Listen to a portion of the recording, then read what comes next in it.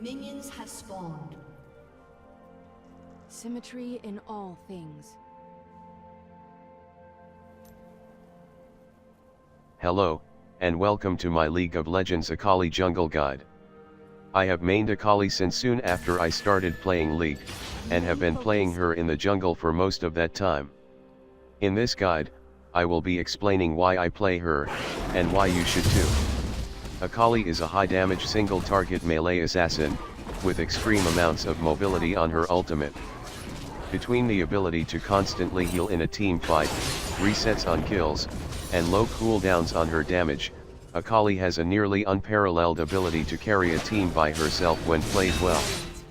That is not to say that she lacks weaknesses though. Before level 6, she almost entirely lacks any form of mobility. Her damage is almost entirely at melee range, and she does not have many ways to escape.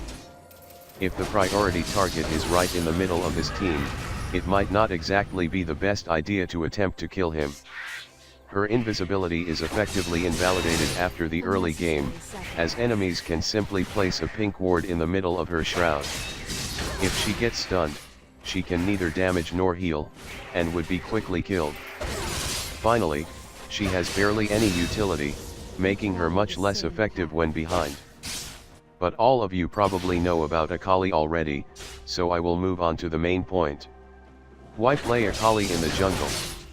For one, it allows her to get past the dreaded pre-6 landing phase, something Akali is infamous for being one of the worst champions at. The jungle is simply easier for Akali to safely farm to level 6 with. Furthermore, Akali also has a large amount of damage in her kit, being an entirely damage-oriented champion. This allows Akali to be able to farm the jungle quickly, allowing her to get more gold out of the jungle than many other junglers. Akali also has innate spell vamp, letting her heal in the jungle constantly, removing the need to constantly recall to heal at base. Akali also has a very high gank potential post level 6, as she can easily deal most if not all of a target's health in a gank. After all, an Akali post 6 often roams to other lanes for kills, so you might as well play her in a role specialized for being able to roam freely. The general skill order will be to start E and max Q first, taking W at level 4. The first jungle clear typically starts at Krugs with Hunter's Talisman, then Red, Raptors, Wolves and Gromp. This route gives you 640 gold at the end of clear, and you get 650 by the time you recall, exactly enough to get your Stalker's Blade. This clear only uses one of the 3 potions though, so you could alternatively choose to get a pink ward with the gold, get a refillable potion instead, or pop another potion to get blue, which is doable without using another potion, but you have to kite it well. Proceed to clear the jungle as fast as possible until 6 unless you see a good gank opportunity. At some point, you may wish to recall for items. Hextech Revolver is a nice item to get on Akali, but Sheen does 17 more damage per second on Akali, making Hextech Revolver slightly better at killing champions but Sheen better at farming. You will probably want to rush getting the Hextech Gunblade as your first finished item though. Items you can get while building the Gunblade are boots and your Sheen. You might have noticed that I have neglected to mention Runic Echoes. Well, the item is inferior on Akali.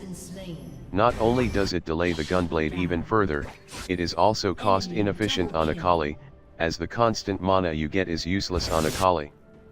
A needlessly large rod is probably better than completing Runic Echoes. The Warrior enchantment, however, can be considered.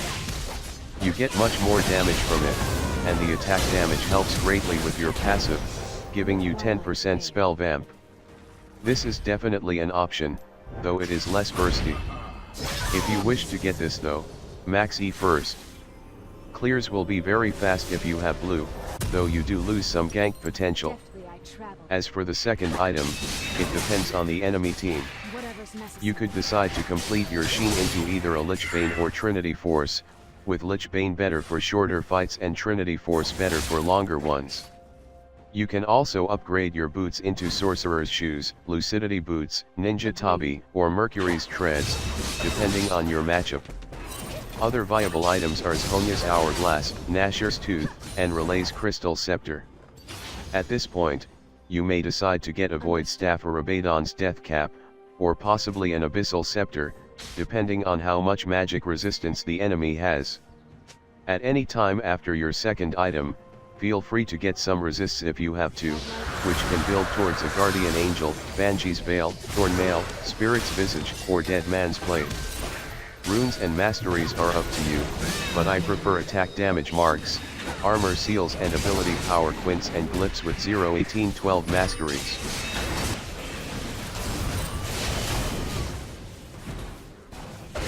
Thank you for watching my Akali Jungle Guide, and please like and subscribe. Feel free to ask questions in the comment box below.